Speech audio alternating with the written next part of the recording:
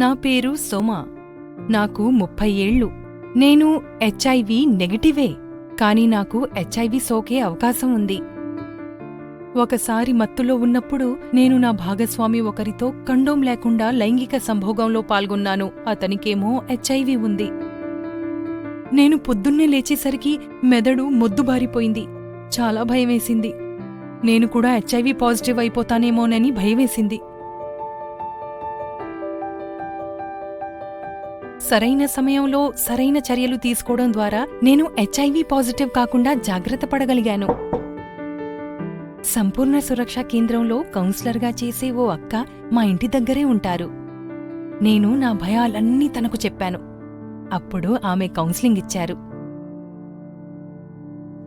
ఆమె నన్ను డాక్టర్ దగ్గరకు తీసుకెళ్లారు. ఆ డాక్టర్ నాకవసరమైన మందులు రాసిచ్చారు. హెచ్ఐవి సోకే అవకాశం ఉన్న అత్యవసర పరిస్థితుల్లో దాన్ని నివారించేందుకు తీసుకోదగిన పెప్ అనే మందు ఒకటుంటుందని డాక్టర్ చెప్పారు. హెచ్ఐవి సోకే పరిస్థితుల్లో చిక్కుకున్న 72 గంటల్లోగా పెప్ను తీసుకోవడం మొదలుపెట్టాలి. అలాగే సకాలంలో మొత్తం కోర్సును పూర్తి చేయాలి. నాకా కేంద్రంలో పెప్ ఉచితంగానే లభించింది. డాక్టర్ సలహా మేరకు నేను మొత్తం పెప్ కోర్సును వాడాను. ఇక ఇప్పుడు హెచ్ఐవి నెగటివ్గా ఉన్నాను.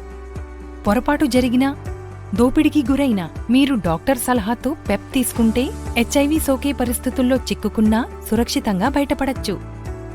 హెచ్ఐవి మరియు ఎస్ఐటి సంబంధిత ఉచిత సలహాలు సేవల కోసం సంపూర్ణ సురక్షా కేంద్రాన్ని సంప్రదించండి లేదా మరింత సమాచారం కోసం national toll free AIDS helpline number 1097కు కాల్ చేయండి.